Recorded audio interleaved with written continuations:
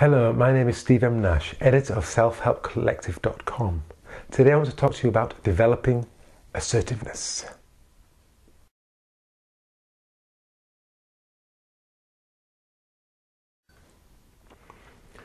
In particular, I want to share with you what Michael Lee has to say about developing assertiveness.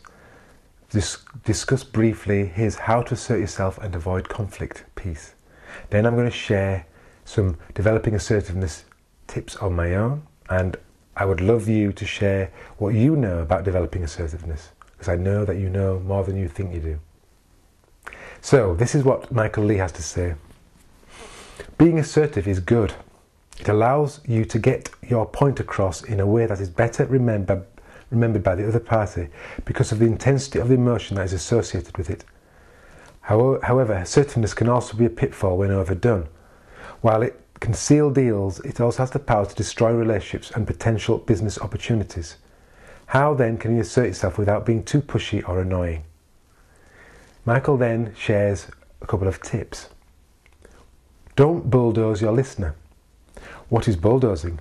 In sales, it is referred to as the act of drowning the prospective clients in figures and facts in order to confuse them to eventual submission. Be patient and try to avoid clashes.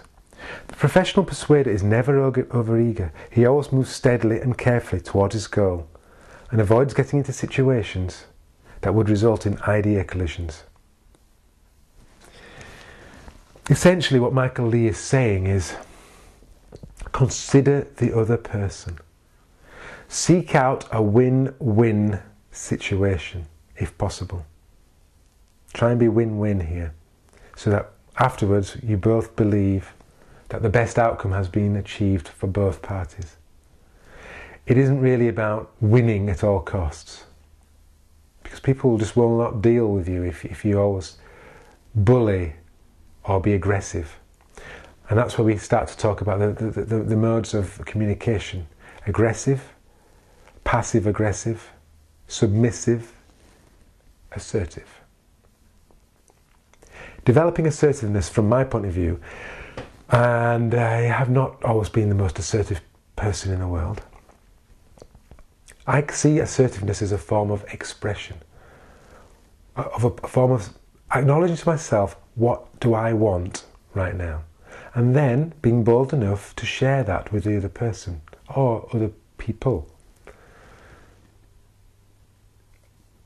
It's not about I share what I want, therefore I must have what I want. The important thing is to say what I want.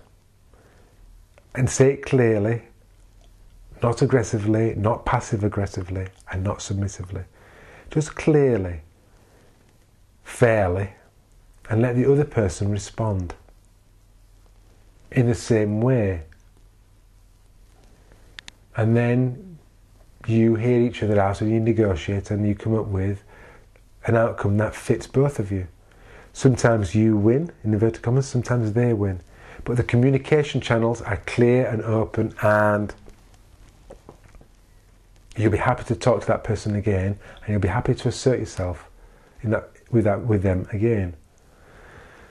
So developing assertiveness is kind of understanding the nature of submissive communication, just saying, I'll do what you want, or passive-aggressive, never fully acknowledging what you want, but hinting at it, even when an outcome has been arrived, hinting at it, that you wanted something different.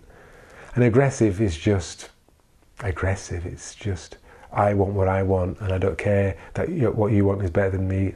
I want. It's important for you to know which of these patterns you sort of tend towards, and you may do all of them. So understand where you're at in your communication, and understand the importance of expressing yourself. It's so important that you express your needs to others. This single act would make the world a greater place if everybody did it. And again, it doesn't mean that everybody wins, everybody gets what they want. It means that everybody expresses themselves. So think of something today that you feel that you want to express to somebody else? There's an outcome that you'd want. Do you want to go on holiday to this place rather than that, or you want to spend the weekend with one friend rather than another, or you want to insist on doing something with somebody a little bit more forcefully than you have in the past. Maybe you've been a little bit submissive. Think about how you can express to them what you want and why, and just put yourself out there. And if it doesn't go your way, that's fine. The importance is that you expressed yourself, not that you won. That's what I say about developing assertiveness. And that's what I try and do each and every day. Sometimes some days are better than others. But I know that being assertive has changed my life for the better. And I know I have more to do, but I used to be passive aggressive, and it's just this nasty, leave a bad taste in your mouth way of communicating with somebody. They'll avoid you in the end because they kind of know what you want, but you're not telling them. You're not saying, I'm here and this is what I want, making it easy for them to know where they stand and making it easy for them to express themselves. So, thank you, Michael Lee, for sharing your wisdom. Thank you for watching this video. Please do tell us, your thoughts on developing assertiveness, what you've managed to do, and where you struggle still. Thank you, and goodbye.